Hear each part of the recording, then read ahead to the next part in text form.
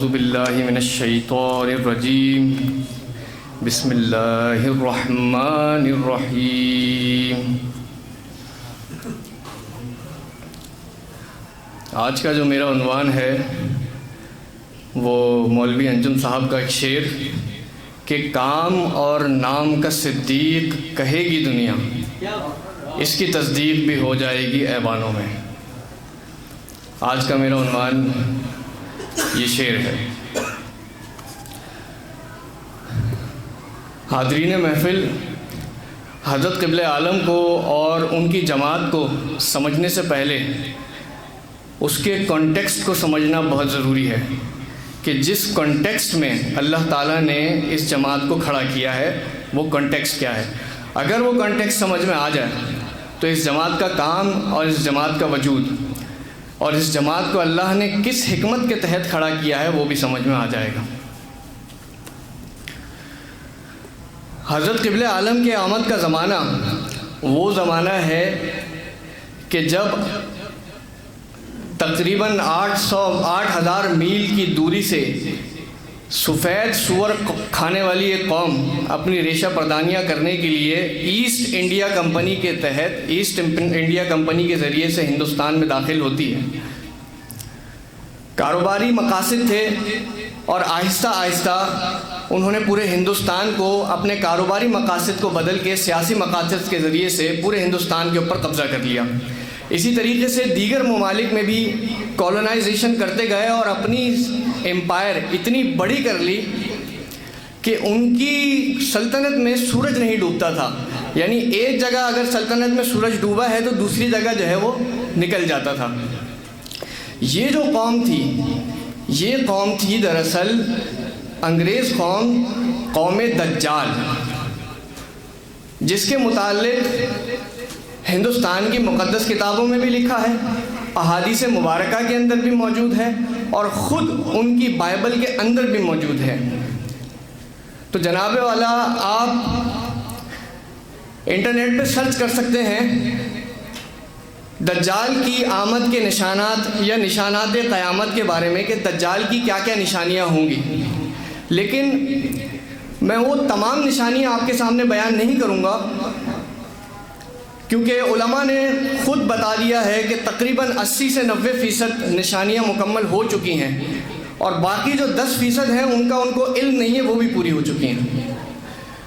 تو جناب والا میں ایک بہت ہی اہم نشانی کی طرف آپ کی نشاندہی کراؤں گا کہ دجال کے بارے میں حضور نبی کریم صلی اللہ تعالیٰ علیہ وسلم نے جو ارشاد فرمایا اور جو ہر بچے کی زبان پر ہوتا ہے کہ دجال کانا ہوگا، یعنی ایک آنکھ کا ہوگا۔ اس سے مراد یہ ہے کہ دجال کی صرف اور صرف مادے کی آنکھ کھلی ہوگی اور روحانیت کی آنکھ سے کورا ہوگا، روحانیت کی آنکھ اس کی بند ہوگی۔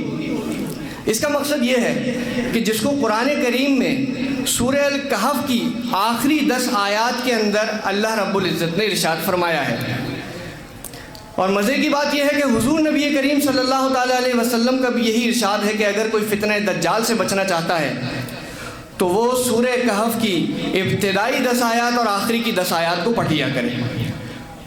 تو ذرا سماعت فرمائیے کہ اللہ تعالیٰ نے ایک کافر قوم کا ذکر کیا ہے کہ افحسب الذین کفروا یتخذوا عبادی من دونی اولیاء، کہ کیا یہ لوگ خیال کیے ہوئے ہیں کہ یہ میرے بندوں کو میری جگہ اپنا حمایتی بنا لیں گے۔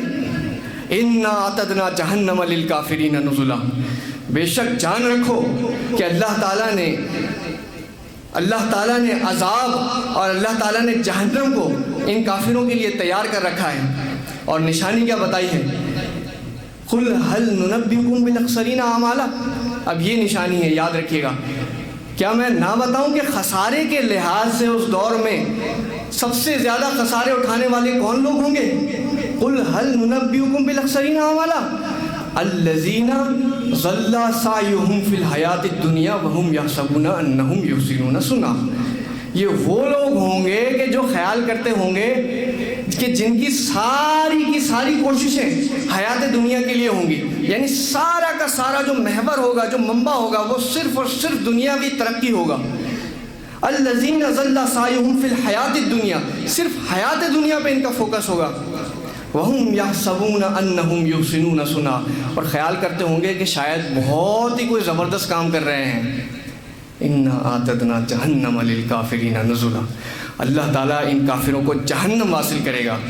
تو عزیزان من، دھیان کیجئے کہ نشانی یہ بتائی گئی ہے کہ وہ لوگ مادے کی آنکھ کو لے کر آگے بڑھنے والے ہوں گے. اور حضرت قبلہ عالم امام الجہاد کی احادیث میں حضرت علی سے روایت ہے کہ حضرت علی کیا فرماتے ہیں. حضرت قبلہ عالم کے بارے میں اور حضرت قبلہ عالم کے ساتھیوں کے بارے میں یہ ارشاد فرماتے ہیں کہ وہ لوگ پڑھے لکھے ہوں گے تو ضرور، لیکن ظاہرہ علم میں کم رہیں گے، یعنی کہ پی ایچ ڈی نہیں کیے ہوئے ہوں گے ضرور پڑھے لکھے، لیکن ظاہرہ علم میں کم رہیں گے. اور راغبین فی الآخرہ و تارک دنیا، یعنی دنیا کو ترک کیے ہوئے ہوں گے اور ساری کی ساری جو رغبت ہے وہ آخرت کی طرف ہوگی.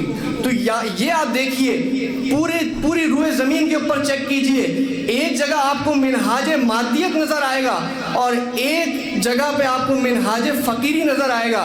یعنی ایک جگہ کے اوپر صرف اور صرف مادے کی آنکھ سے دیکھا جا رہا ہے اور دوسری جانب مادے کی آنکھ سے نہیں دیکھا جا رہا، بلکہ اس کے برعکس حضرت قبلہ عالم فرماتے ہیں، حضرت قبلہ عالم کیا فرماتے ہیں کہ انگریز آیا، انگریز نے اتنی موٹی موٹی کتابیں اکنامکس کے اوپر لکھ دیں، باپ میں نے تم کو فقیر بنا دیا، میں نے تم کو فقیر بنا دیا.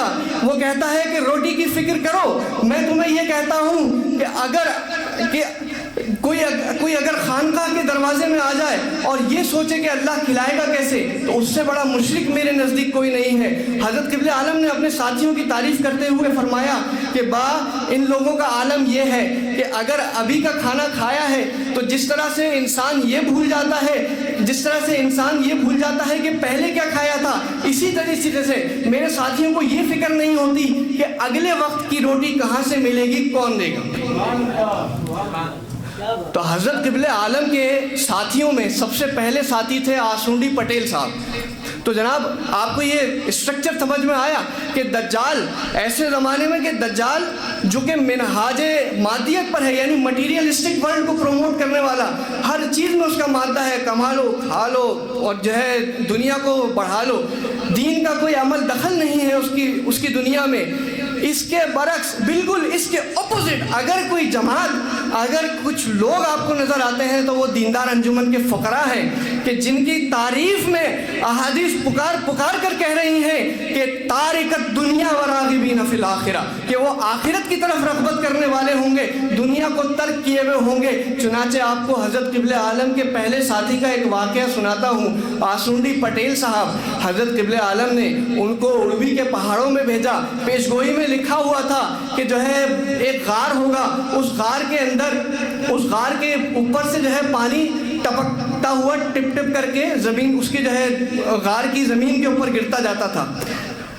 پیش گوئیوں میں لکھا ہوا تھا کہ جب پانی جو ہے اوپر سے ٹپ ٹپ کر کے زمین پر گرتا تھا تو کچھ نہ کچھ جو ہے مٹی بھی اپنے ساتھ لے کر آتا رہتا تھا. تو اس طرح سے آہستہ آہستہ کرتے کرتے وہ ایک پائل، ایک ماؤنٹ بنتا جاتا تھا. تو پیش گوئیوں میں لکھا ہوا تھا کہ جب اس غار کی زمین اس کی چھت سے لگ جائے گی تو چند بسویشور کا ظہور ہوگا. تو ایسے وقت میں اس بات کی شہادت دینے کے لیے شواہد ہونا موجود ہونا ضروری تھے.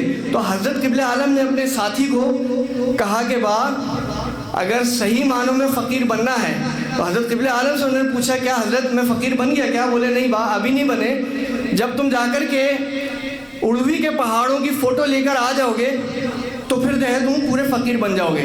تو اب واقعہ یہ ہے کہ جناب اعلیٰ جہاں تک میرا حافظہ اجازت دیتا ہے کہ وہ اڑوی کے پہاڑوں کی تصویر لینے کے لیے کیمرہ لے کر چلے گئے، چل پڑے.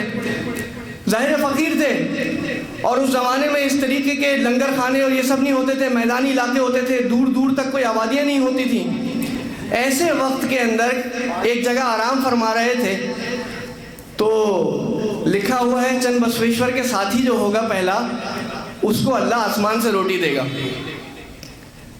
تو آرام فرما رہے تھے جناب والا، کسی سے روٹی مانگ کر نہیں کھائی. کہا ہے کہ اگر کہ جو ہے صدیق دیندار کا جو پہلا ساتھی ہوگا اس کو اللہ آسمان سے روٹی دے گا. اللہ کی کرامت دیکھیے, اللہ نے بھی لاج رکھی کہ وہ لیٹے ہوئے تھے, کسی کوے نے یا کس نے پھینکا, ایک گرم گرم روٹی آ کے جو ہے منہ پر گر جاتی ہے. تو یہ آسمانی اللہ تعالیٰ جو ہے, آسمان مطلب اللہ رب العزت کے اوپر ایسا توکل کہ روٹی کی فکر نہیں, کھلانے والی ذات. اگر حقیقی معنوں میں کسی نے اللہ کو رازق مانا تو وہ یہ ہستی تھی. تو عزیزان من, کہنے کا مطلب یہ ہے کہ کانٹیکسٹ کو سمجھنا ضروری ہے کہ حضرت قبلہ عالم کو اللہ رب العزت نے ایسے دور کے اندر مبعوث فرمایا, ایسے دور کے اندر ایک مقام پر کھڑا کیا کہ جہاں پر جو ہے دجال سے ٹکر لینا ضروری تھا. پوری کی پوری اس جماعت کی جو حکمت ہے وہ کفر و ضلال اور دجال کی حکومت کے خلاف ہے.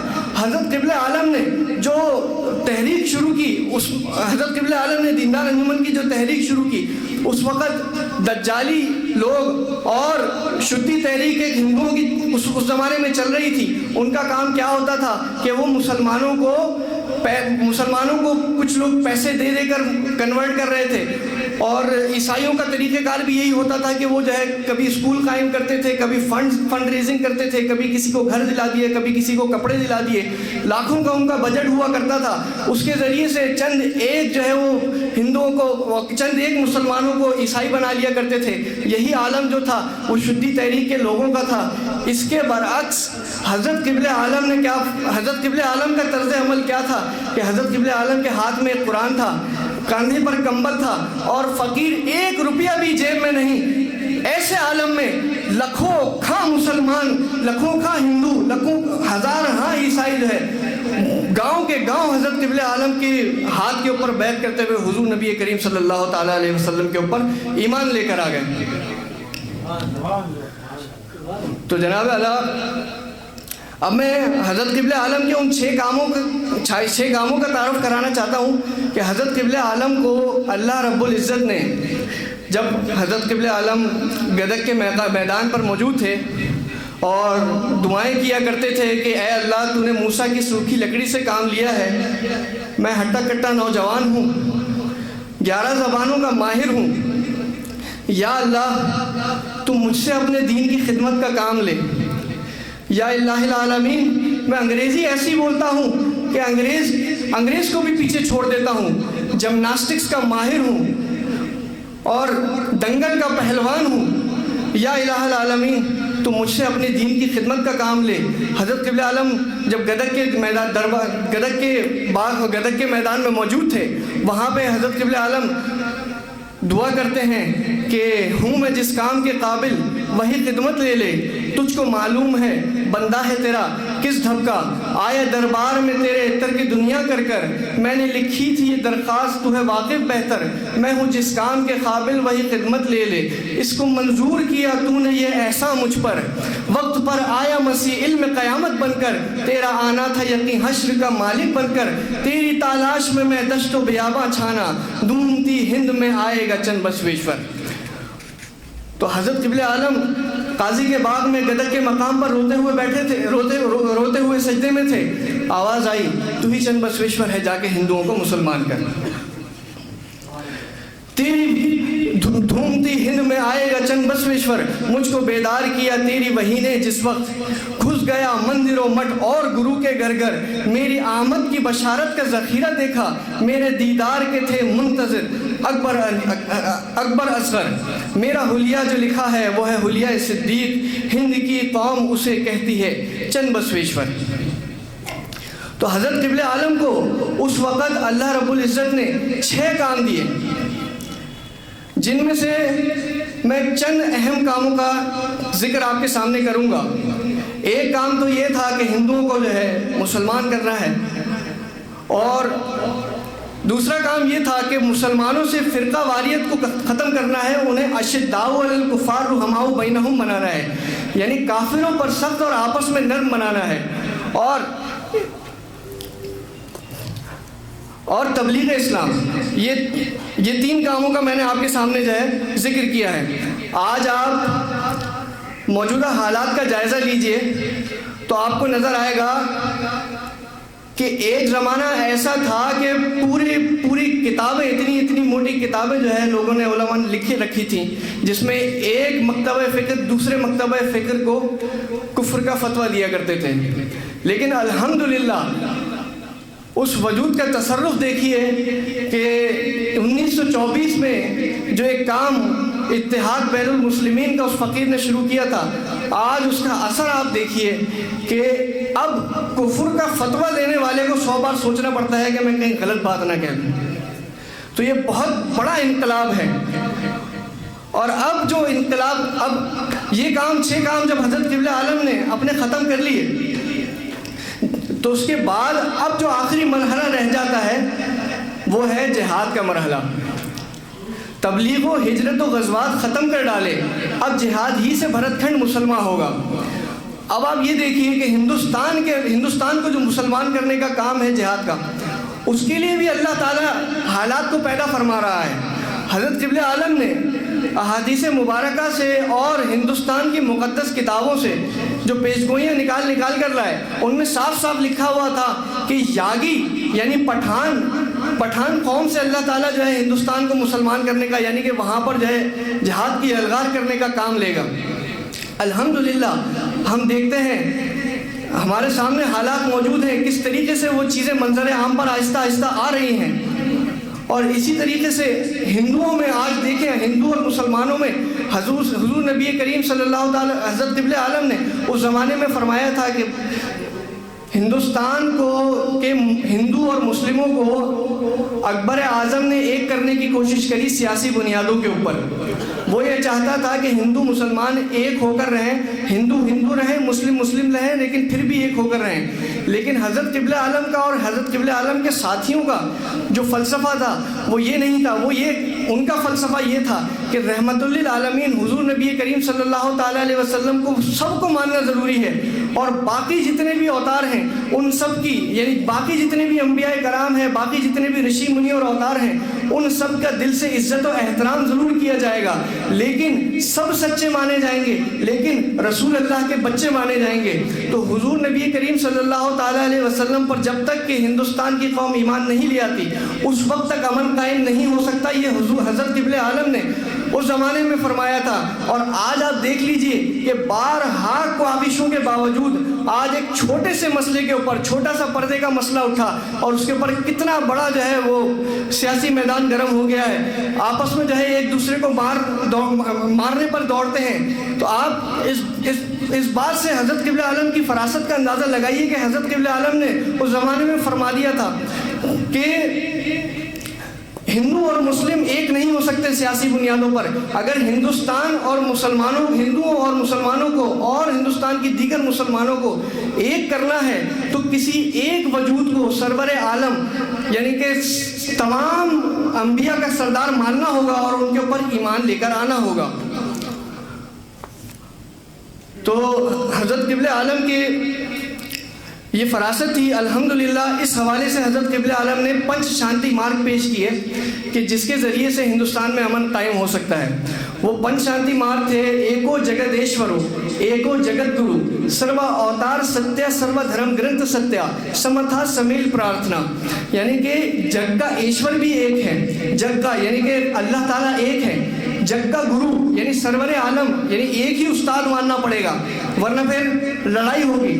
جگ کا گرو بھی ایک ہے. سروا اوتار ستیہ یعنی جتنے بھی اوتار ہیں، چاہے وہ شری کرشن جی ہو، احادیث مبارکہ کے اندر موجود ہے. جناب والا آپ کے گزار کروں، احادیث مبارکہ میں حضور نبی کریم صلی اللہ تعالیٰ علیہ وسلم نے ہند میں ایک نبی کے آنے کی پیش گوئی کی ہے. ہند میں ایک نبی کے آنے کی خبر دی ہے اور کہا ہے کہ اس کا رنگ کالا ہوگا.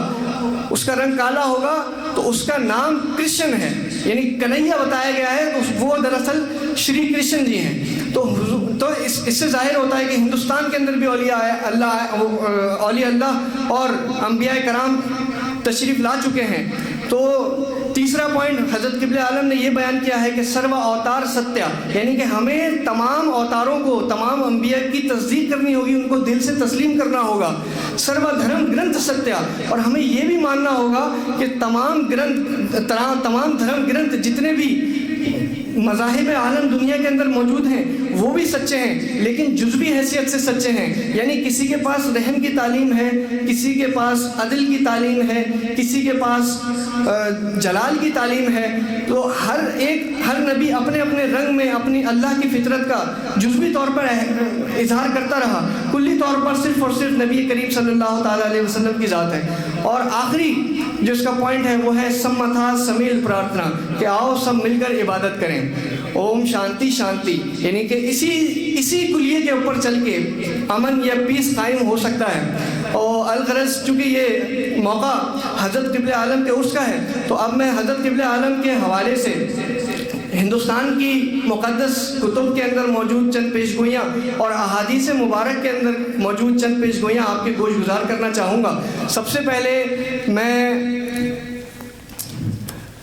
ویاس منی مہاراج جو کہ شری کرشن جی کے خلیفہ تھے، ان کے پیش کردہ سندھیا وندن منتر کے 4 شلوک آپ کے سامنے پیش کروں گا اور پھر اس کا خلاصہ آپ کو بتاؤں گا کہ حضرت قبلہ عالم کے آنے سے بہت عرصہ پہلے، کئی ہزار سال پہلے سے حضرت قبلہ عالم کے آنے کی پیشگوئیاں چلی آ رہی تھیں، اور ویاس منی مہاراج نے شری کرشن جی کے جو خلیفہ تھے انہوں نے ان پیش گوئیوں کو لکھا ہے، اور یہ کہلاتے ہیں مہا سنکلپ کے سندھیا وندن منتر۔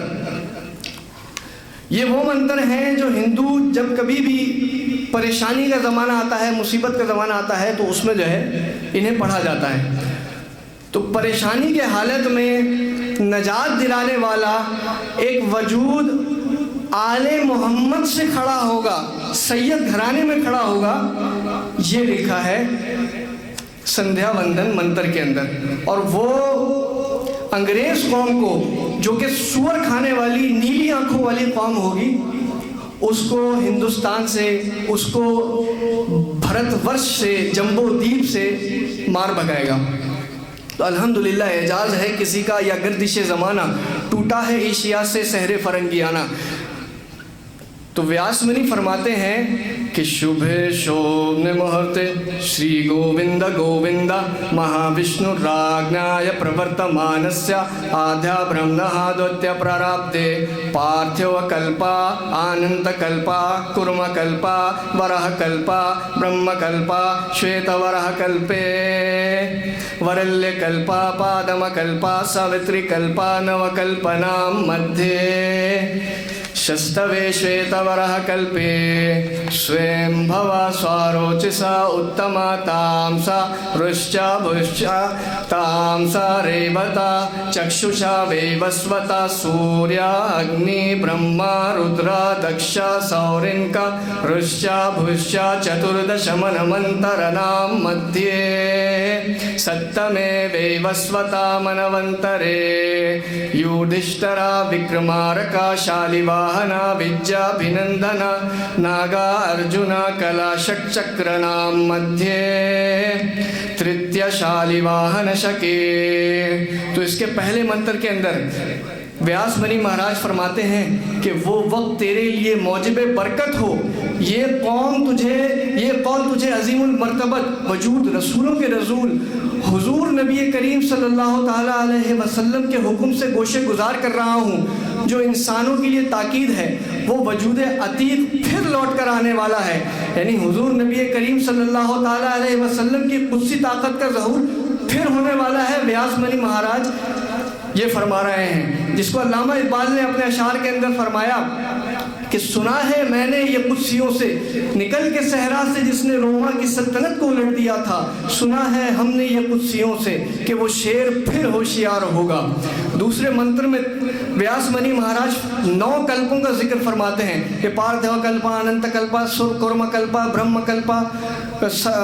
کلپا ورہ کلپا شویت ورہ کلپے۔ تو یہ جو اس میں چھٹا کلپ یعنی چھٹا زمانہ ہے، یہ ہے شویتا ورہ کلپے۔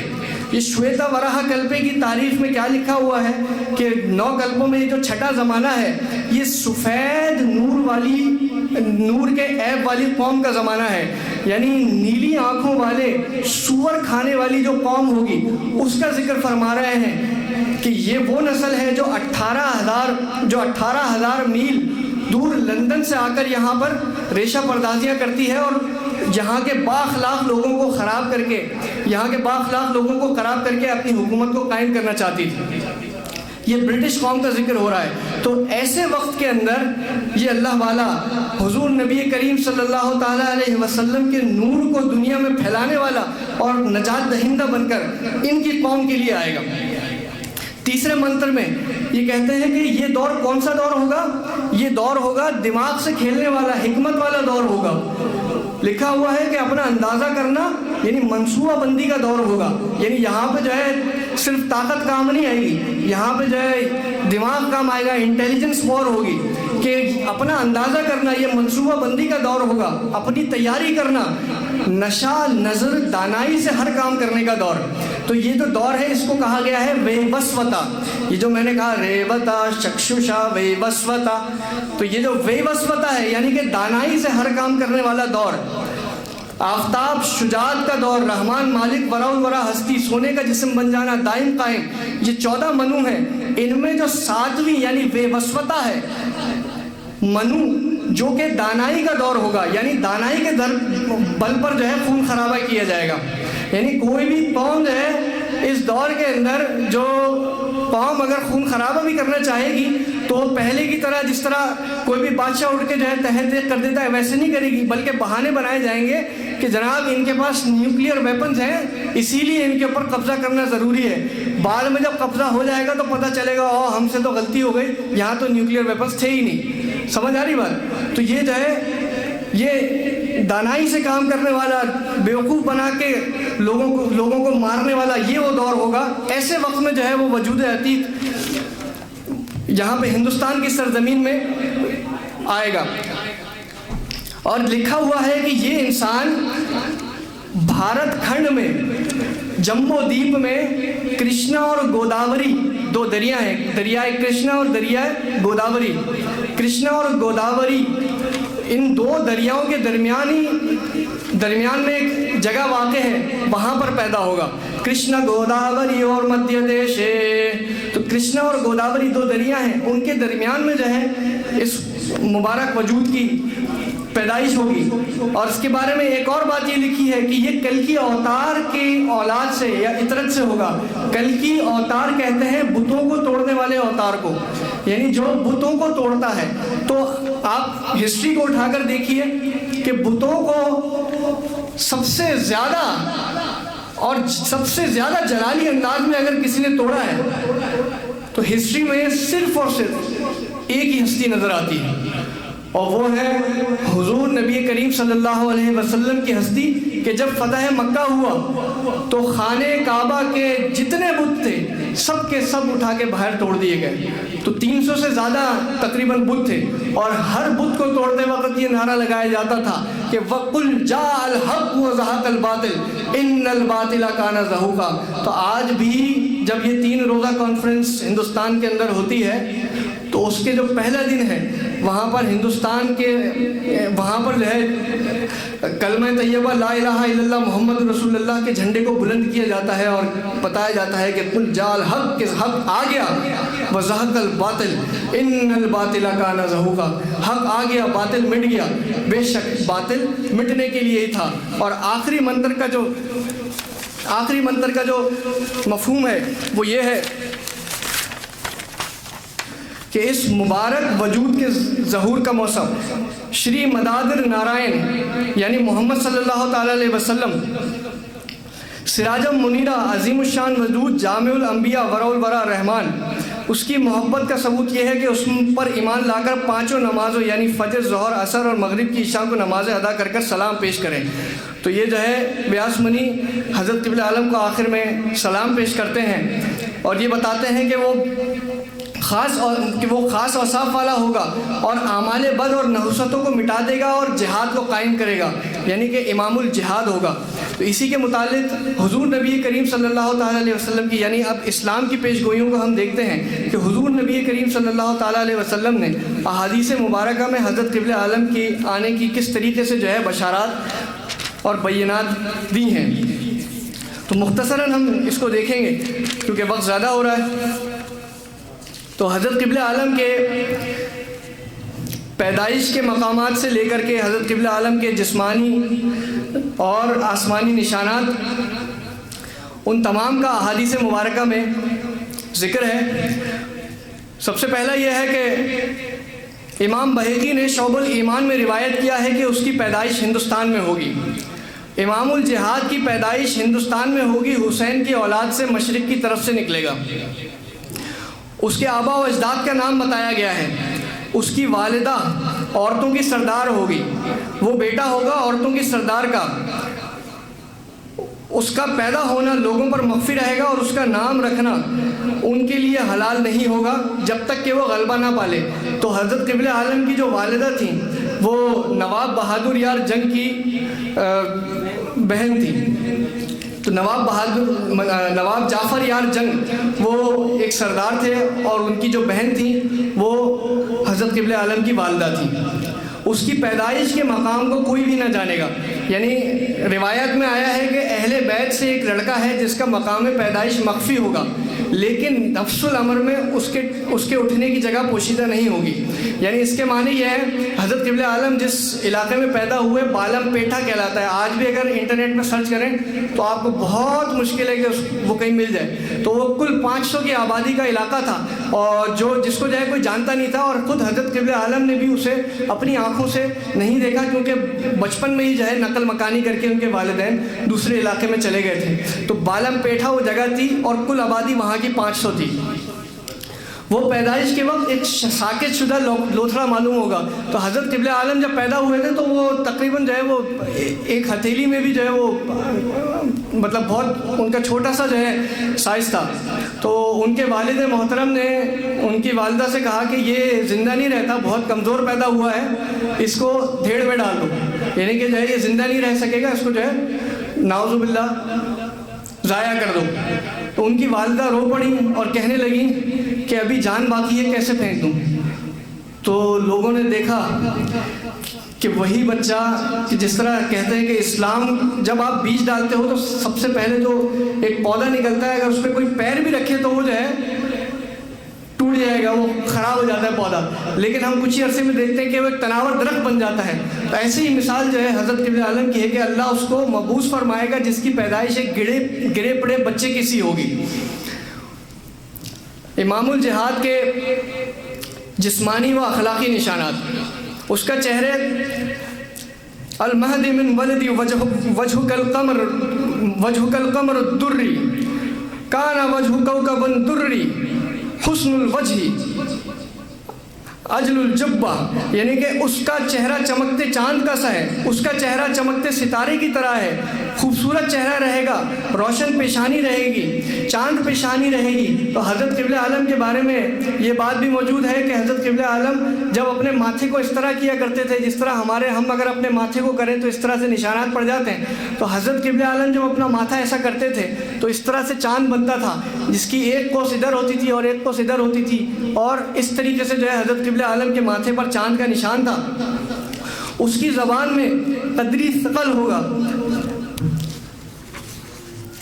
دائیں رخسار کے اوپر سیاہ خال ہوگا، اس کی پلکیں لمبی اور دراز بھویں رہیں گی، لمبی ناک اور باریک درمیان بینی بلند رہے گی، اس کی پیشانی سے بال ہٹے رہیں گے، اس کے سر کے بال کندھوں پر لٹکتے ہوں گے، یعنی دراز زلفیں ہوں گی، اس کی داڑھی گھنی داڑھی رہے گی۔ حضرت قبلہ عالم نے اپنی جوانی میں بہت مشقت اور بہت ورزش کی ہے۔ حضرت قبلہ عالم سوئمر بھی تھے، حضرت قبلہ عالم جمناسٹکس میں بھی ماہر تھے، اور حضرت قبلہ عالم کشتی میں بھی جو ہے اول نمبر پر تھے۔ حضرت قبلہ عالم کا جسم گٹھا ہوا تھا، لکھا ہوا ہے گٹھیلا جسم ہوگا، اس کے چہرے کا رنگ سرخی مائل ہوگا اور رنگ اس کا عربی اور جسم اسرائیلی ہوگا۔ یعنی رنگ عربی سے مراد یہ ہے کہ عرب رنگ کو جو ڈیفائن کیا گیا ہے وہ سانولا رنگ ڈیفائن کیا گیا ہے کہ عربیوں کا سانولا رنگ رہتا ہے، اس کا رنگ عربی ہوگا۔ اس کے کندھے چوڑے سینے والا ہوگا، اس کی ہتھیلیاں منقوش ہوں گی، یہ بہار الانوار میں ہے۔ نعیم بن حماد کہتے ہیں کہ منقوش ہتھیلیاں ہوں گی، اس کے کندھوں کے درمیان مہر ہوگی۔ تو یہ حضرت قبلہ عالم کی ایک تصویر ہے اس کے اندر جو ہے کندھوں کے درمیان میں دکھایا گیا ہے کہ حضرت قبلہ عالم کے کندھوں کے درمیان میں جو ہے ایک نشان ناک کا تھا، ناک سانپ کا تھا۔ اس کے حال کی پہچان امام الجہاد تسلی بخش حال اور قال سے پہچانا جائے گا، اور دائیں ران پر دایاں ہاتھ مارے گا جب تقریر ایک خاص جلال پر زور پکڑتی ہے۔ تو جو ہم نے اپنے بزرگوں سے سنا ہے وہ یہ سنا ہے کہ حضرت قبلہ عالم جب کہیں پر رکتے تھے اور کوئی بات جو ہے ذہن میں لانی ہوتی تھی یا جلال میں آتے تھے تو اپنے ران کے اوپر ایسے مارا کرتے تھے، تو پھر جو ہے دوبارہ کلام جلال سے جاری ہو جاتا تھا۔ یوسف سے مشابہت ہوگی، تو حضرت قبلہ عالم کا امتحان ایک عورت سے کرایا گیا تھا جس میں حضرت قبلہ عالم کو کامیابی ہوئی، تو لکھا ہے کہ امام الجہاد کی مشابہت حضرت یوسف کے ساتھ ہوگی۔ ایک لڑکی سودائی سے اللہ ایک رات میں اس کی بہتری کا سامان کرے گا۔ اب اس کے چند اور نشانات رہ گئے، بس وہ بتا کر اپنی جگہ لوں گا۔ وہ اہم ہے کہ اس کی